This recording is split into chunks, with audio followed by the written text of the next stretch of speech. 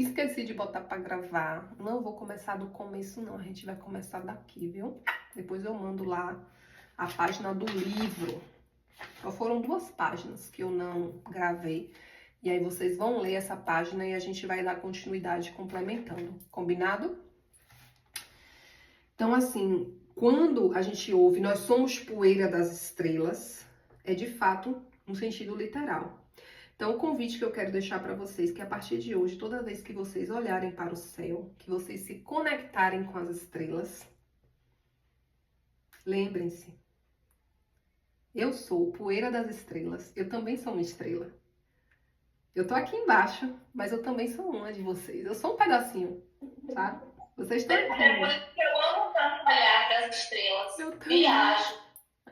Tem vezes que antes de dormir, vem a imagem assim das estrelas, a coisa mais linda. Eu também amo. Delícia. Que delícia. Somos parte da mesma matéria que compõe todo o universo. Somos um com todo, apenas organizados de maneira diferente. A ciência cada dia descobre novas conexões que revelam um mundo interdependente, no qual cada parte se relaciona com o todo. É disso que estou falando. Assim, iniciamos uma experiência terrena, na qual somos submetidos a situações que nos levam ao aprendizado de que necessitamos. Durante essa trajetória, e principalmente na infância, a entidade humana em evolução passa por choques que podem se transformar em traumas. Esses traumas se traduzem em bloqueios que costumam chamar de nãos para a vida. Isso ocorre por meio de um mecanismo de associação que liga a experiência de vida atual a imagens do passado. Sem ter consciência disso, a entidade sente aversão por determinadas situações e pessoas, mas não compreende o porquê. Ela nega os sentimentos negativos gerados pelos traumas e os esconde em algum lugar obscuro da consciência, o subconsciente. Nasce assim o que a psicologia chama de sombra. E que eu também chamo de eu inferior ou ainda de criança ferida. Isso aqui para mim foi um choque, né? Porque eu nunca tinha olhado para a criança ferida como sendo eu inferior. Imagine como sendo uma sombra. E depois que eu passei a olhar dessa forma, várias consciências começaram a estartar dentro de mim. Tanto para olhar para a minha criança, meu eu sombra, né? Quanto para olhar as pessoas das quais atendo e poder auxiliá-las também. Então, isso é bem importante de vocês anotarem, tá? Trata-se de uma entidade ou um corpo feito de dor, tá? Então, por ser inconsciente, exerce grande influência sobre as nossas vidas. Podemos dizer, então, que ocorre uma cisão interna. É como se fôssemos divididos em 2 partes ou 2 corpos. Um deles é real e o outro é falso. Um falso eu é criado e a criança começa a desenvolver máscaras para sustentá-lo. Por exemplo, se a criança por alguma razão sentiu raiva dos pais e negou esse sentimento, ela usará uma máscara para esconder essa raiva nas situações da vida presente. Ela será uma falsa boazinha, que terá... Peraí, gente. Ela será uma falsa boazinha que terá uma falsa paciência ou uma falsa tolerância. A gente estava falando disso agora há pouco, né? Quando eu falei que às vezes a gente aceitava bem as coisas dos outros, mas era da boca para fora. Porque por dentro a gente estava siricuteando sem entender nada. Só que a máscara tem um custo muito alto. Ela custa a nossa liberdade e a nossa espontaneidade. Porque para sustentar essa mentira, precisamos estar sempre alertas, organizando nossas estratégias, escolhendo cada palavra e premeditando cada ação. Vivemos com medo, pois não queremos que os outros descubram quem realmente somos. E isso é uma prisão. Imagine a nossa autenticidade ali toda reprimida pela criança interior ferida, que está ali utilizando várias máscaras, tá? O caminho do coração é um método que nos ajuda a identificar a mentira, abandonar as máscaras e encarar o eu inferior ou falso eu para integrar esses aspectos negados. Sim, se manifesta. Passivo-agressivo, exato.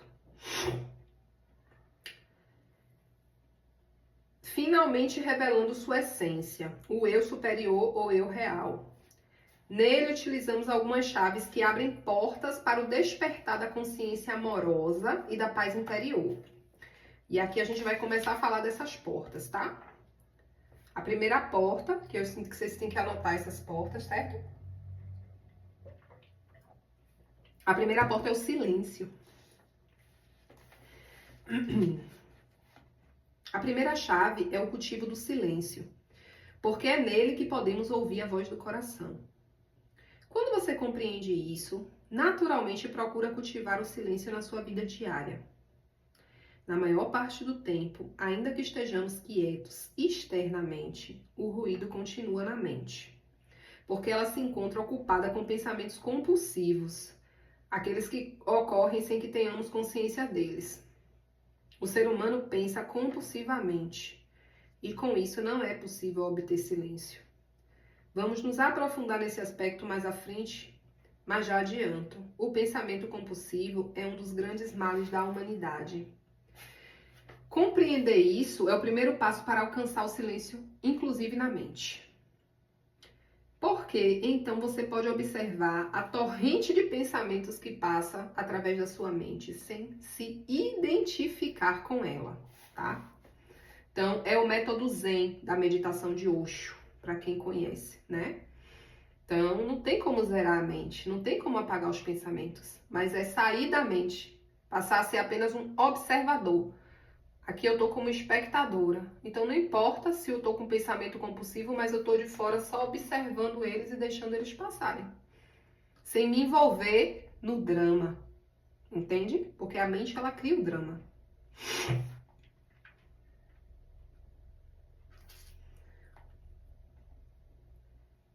Então, você pode observar a torrente de pensamentos que passa através da sua mente sem se identificar com ela. É como os pais que aprendem a conviver sem incômodo com a algazarra dos filhos, que para um visitante pode parecer perturbadora. À medida que se desidentifica dos seus pensamentos e foca cada vez mais espaço, e foca cada vez mais o espaço vazio entre um pensamento e outro, você entra em um profundo estado de quietude. Ou seja, o segredo, a manha, é focar no espaço vazio que tem entre um pensamento e outro. Porque entre um pensamento e outro sempre vai ter um vazio no meio. É como a gente está escrevendo no WhatsApp ou no computador, a gente sempre dá um espaço, uma barra. O segredo para manter a mente quieta é focar nessa barra, focar nesse espaço, tá? Somente então você poderá ouvir a voz do seu eu superior. Uma expressão que eu uso para me referir ao Deus que habita em cada um de nós. A centelha da vida que pulsa em cada átomo e em cada célula. O mistério do universo que brilha em você. Todos contemos em nós a sabedoria do universo, em cada elétron, em cada cromossomo do nosso corpo. Mas esse conhecimento não se revela à mente. Ele só está disponível ao coração. Esse é o eu superior. É preciso dizer que haverá aqui um bocado de solidão. A realização espiritual, ou seja, a amorosa, passa necessariamente pela solidão. Gente, como isso aqui é forte. Eu nem tinha grifado isso, mas eu vou grifar. Meu Deus. A realização espiritual, ou seja, amorosa, passa necessariamente pela solidão. Porque não existe como você se realizar amorosamente com ninguém sem antes você ter se realizado amorosa espiritualmente. Se ligou? Que negócio profundo. Valeu, Nossa Senhora. Em algum momento você vai ter que encarar a si próprio. Por isso é fundamental aprender a ficar sozinho e em silêncio. Você também pode chamar essa prática de meditação. Mas eu não quero que você se perca no labirinto de ideias e conceitos. Simplesmente se recolha e permaneça em silêncio. O próximo, honestidade. Honestidade não quer dizer sair por aí dizendo aos outros tudo o que pensamos ser verdade, desconsiderando o fato de que o outro pode não estar pronto para ouvir o que temos a dizer. O que pode gerar mais conflito e mais guerra. Seguir a verdade significa ouvir o chamado do coração. Se há desconforto e sofrimento na sua vida, significa que ainda há uma camada de mentira o envolvendo. Seja corajoso para encarar suas mentiras.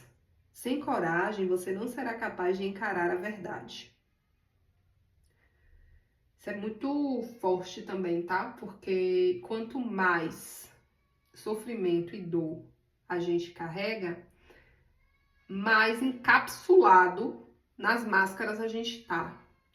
Quanto mais máscaras a gente consegue remover, mais sofrimento e dor a gente vai se despedindo também. A vida da gente vai se tornando cada vez mais leve quando a gente trilha esse caminho de volta para nossa essência, tá?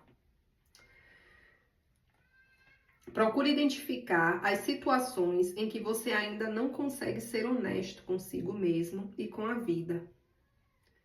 Quais são as situações aí que você não está conseguindo ser honesta consigo mesma, nem honesta com a vida?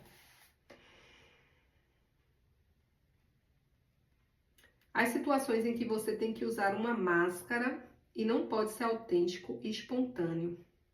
Ou aquelas em que você tem que fingir que é diferente do que é.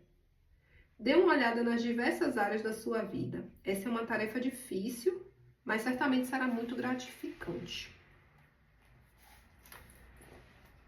A próxima chave é a ação correta. Ação correta é sinônimo de discernimento e bom senso. Não tem nada a ver com moralismo. Entende? Não é sobre moralismo, não é sobre o que é certo e errado dos outros. É sobre você ter discernimento e bom senso. A ação correta não depende de uma confirmação do mundo externo. Não é seguir um manual com regras pré-estabelecidas sobre o que está certo ou errado. Ela é uma ação determinada pela sua intuição, que é a voz do seu coração. É ter coragem de ser você mesmo, autêntico e espontâneo. Portanto, não é o comportamento externo que define a ação correta. O mesmo comportamento pode ou não ser fruto da ação correta, dependendo da motivação interna. Ou seja, a depender do que te motiva internamente, aquele comportamento que você teve pode ter sido a sua ação correta ou pode ter sido sua ação incorreta. Eu me pego muito vendo a situação com Maria Valentina ontem. Será que foi uma ação correta? Será que foi uma ação incorreta, Paloma? Né? Depende da minha motivação interna. Entende? Agora eu entendi perfeitamente bem porque o mestre disse para mim hoje de manhã para eu sossegar o facho com relação a isso. Tá tudo certo. Não violência. Essa é a quarta chave, tá, gente? Não violência é a ação altruísta ou ação sem ego. É purificar o seu canal de toda brutalidade. Significa deixar de ser canal de destruição e de maldade, que provoca sofrimento no outro e em si mesmo. Não importa em qual nível. Isso aqui eu ainda não consegui. Isso aqui é algo que eu ainda tenho que me trabalhar muito, porque muitas vezes eu ainda me vejo e me pego violenta.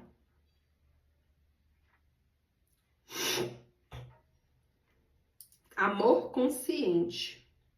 É a próxima chave. Cris, quer falar alguma coisa? Fale, meu amor. Mande no chat aí que eu vou abrir aqui as mensagens.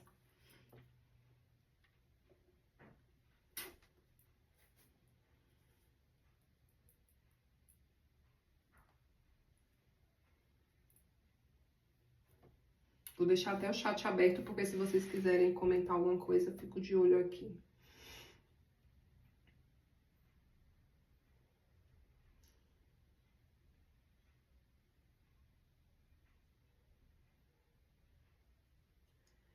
A próxima chave, além da não violência... Ah, você quer saber? Ó, vou recapitular. Primeiro é o silêncio, tá? A segunda é a honestidade. Silêncio, honestidade, ação correta é a terceira. E não violência é a quarta. Aí a gente vai para a quinta, que é o amor consciente. Para manifestar o amor consciente, é preciso primeiro reconhecer o seu desamor. Olha que forte. Para manifestar o amor consciente, é preciso reconhecer primeiro o seu desamor. Procure identificar em quais situações e com quem você ainda não pode ser amoroso. Onde e com quem o seu amor não flui livremente? Em que situações o seu coração se fecha? Por meio desse processo de limpeza interior, descobrimos muitas verdades sobre nós mesmos. Aprendemos como identificar e remover obstáculos que emergem quando trilhamos o caminho do coração. A cada pedaço de lixo que removemos, abrimos os canais para que o nosso amor flua livremente.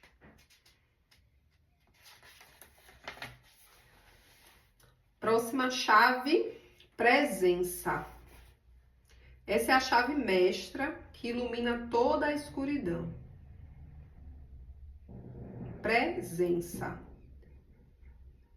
Então, por que não vamos diretamente para ela? Porque nem todos estão prontos para utilizá-la. A mente humana está muito identificada com traumas e jogos.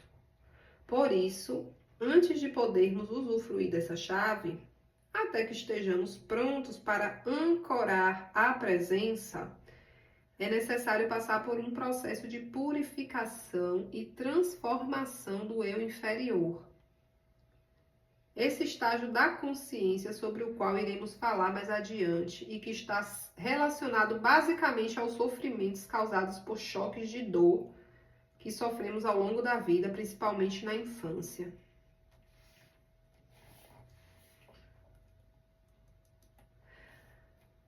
Próxima chave, serviço desinteressado. O quinto foi amor consciente, Gabi. Não violência foi o quarto.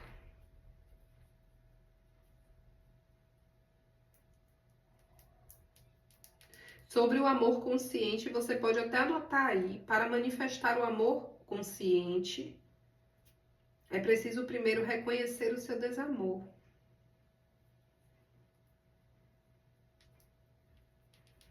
Eu recomendo a quem possa, viu, gente, comprar esse livro. Seria bacana a gente, cada um ter, pra gente ler juntas.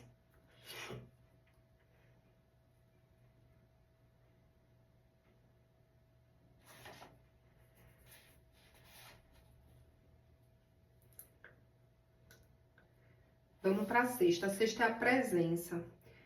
Ah, não, já falei da presença, desculpa. A sétima agora. Serviço desinteressado.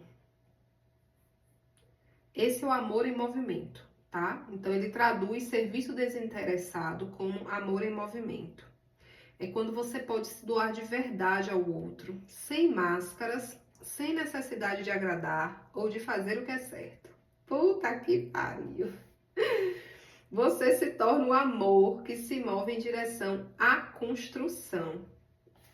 Aí aqui a gente abre um parêntese gigantesco, tá? Quando a gente fala em serviço desinteressado, a primeira coisa que a gente pensa e associa é o quê? Ah, eu vou servir desinteressadamente, eu vou fazer tudo de graça, sem querer retribuição de nada pelo que eu tô fazendo. Mas aí a nossa mente, às vezes, direciona só para coisa material. E aqui ele quer trazer um serviço desinteressado correlacionado a você se doar de verdade para o outro, sendo quem você é, do jeito que você é, sabe? Com seus defeitos e com as suas qualidades. Ou melhor, virtudes, né? Que a gente estudou assim, não foi? Pecados e virtudes.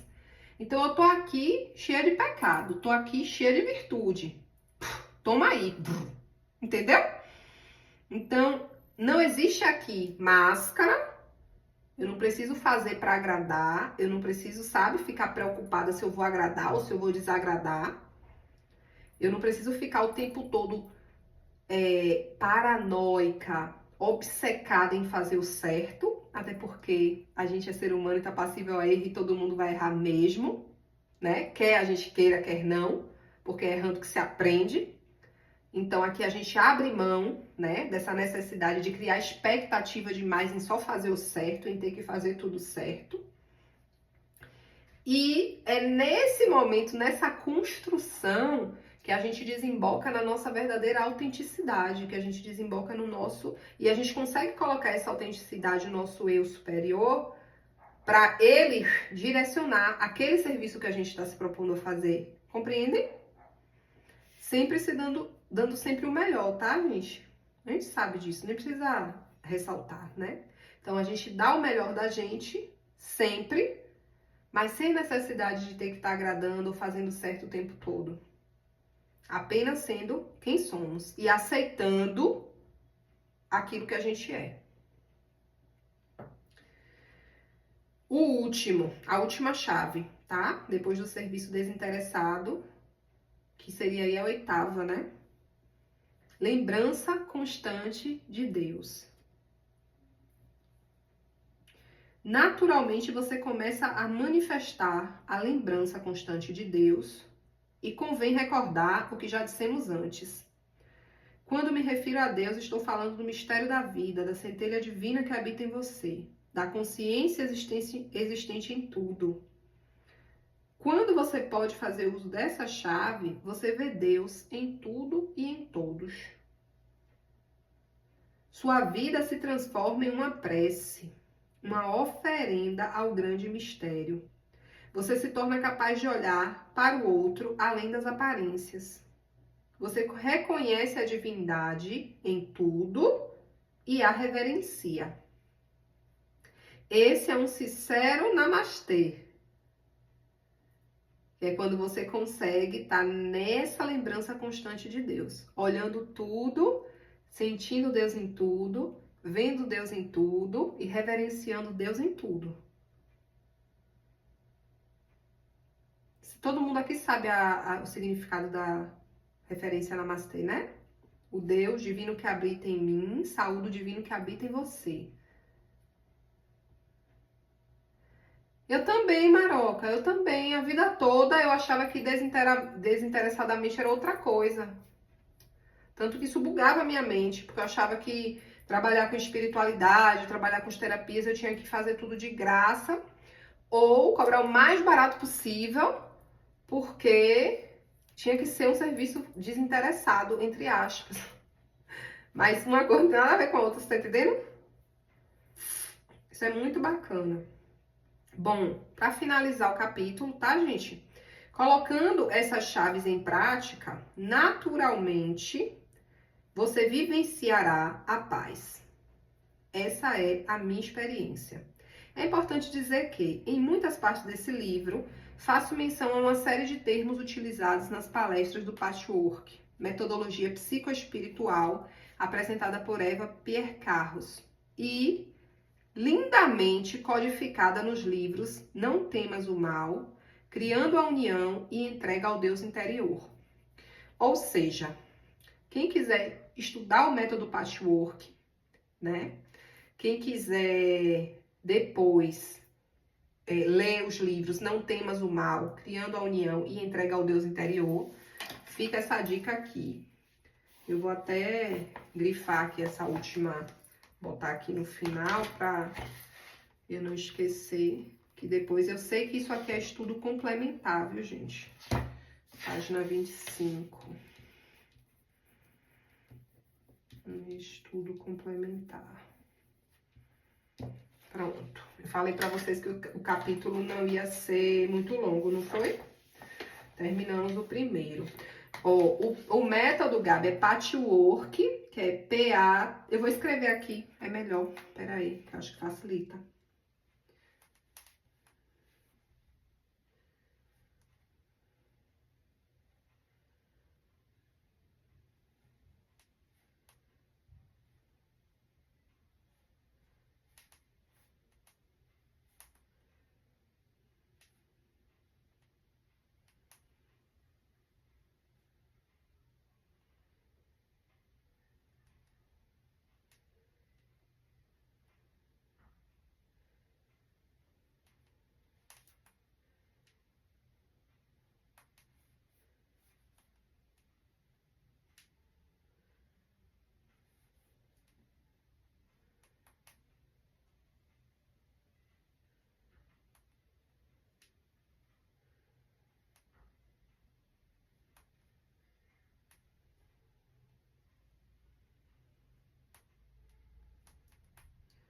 A gente pode, inclusive, comprar esses livros, uma sugestão, se vocês toparem depois, e fazer rotativo, para todo mundo não ficar comprando muitos livros, entendeu? A gente pode criar essa bibliotecazinha nossa, aonde a gente, por exemplo, se Cacau comprou um desse, eu comprei um, a gente já avisa logo aqui no grupo, né? Gente, comprei Não Temas o Mal, gente, tô com Criando a União. Porque aí o que é que acontece? A outra não pega, e aí quando eu terminar de ler, eu empresto. E aí vai passando de mão em mão. Eu acho isso bem sustentável. Isso, Paty, o clube do livro. Porque eu particularmente não gosto de ler livro em PDF. Minha vista cansa muito, eu tenho astigmatismo. Então eu prefiro ler o livro assim, sabe? Eu acho que eu fico mais na presença. E aí eu sugiro a vocês a gente fazer dessa forma, viu? Eu só não ofereço esse porque não é meu, é de Tiago, né? Inclusive eu tenho que devolver, eu tô quase dando dinheiro a ele pra ficar com esse livro pra mim. Acho que eu vou transferir, fazer um pix, falar, ó, filho. Então eu vou pedir um no Amazon pra entregar lá. Falar, esse aqui já é meu. Porque eu criei um amor nesse livro. Ó, me digam aí como é que vocês estão e se vocês têm alguma observação para fazer com relação a esse primeiro capítulo. Se vocês ficaram com alguma dúvida com relação a alguma coisa dessas que foi trazida. E se vocês sentem que... Eu vou querer tudo isso aqui no chat, tá bom? Eu tô com o chat aberto. E se vocês sentem que dentro desse primeiro capítulo a gente tem alguns exercícios aí, porque eu particularmente sinto que eu tenho alguns exercícios aí para fazer ao longo dessa semana. De observação mesmo, viu, gente? Exercícios de autoobservação.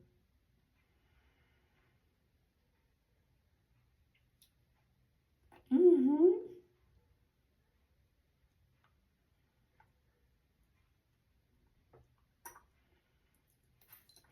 Paty disse que tá precisando digerir o conteúdo e observar, porque é muita coisa, né, irmã? É muita coisa.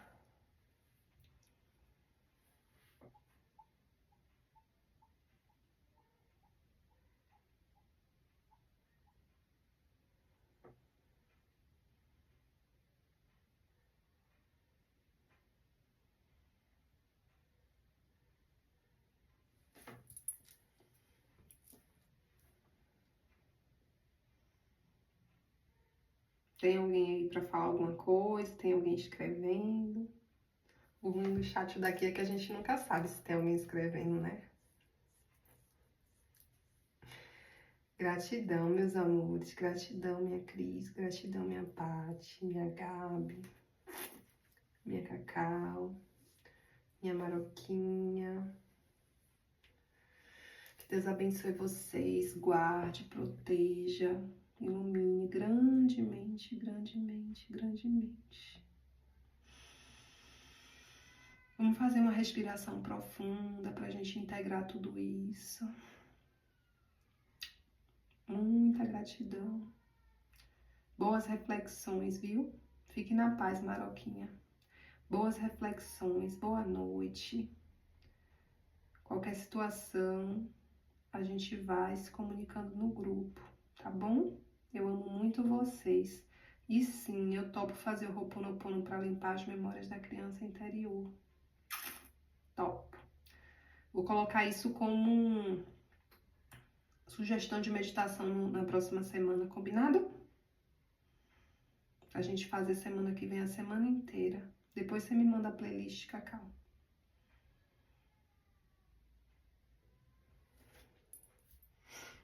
Um beijo, minhas lindas, maravilhosas.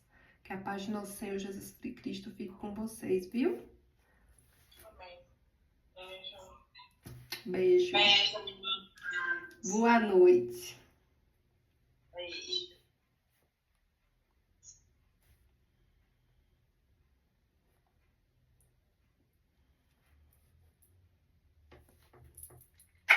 Beijo, um beijo e boa noite.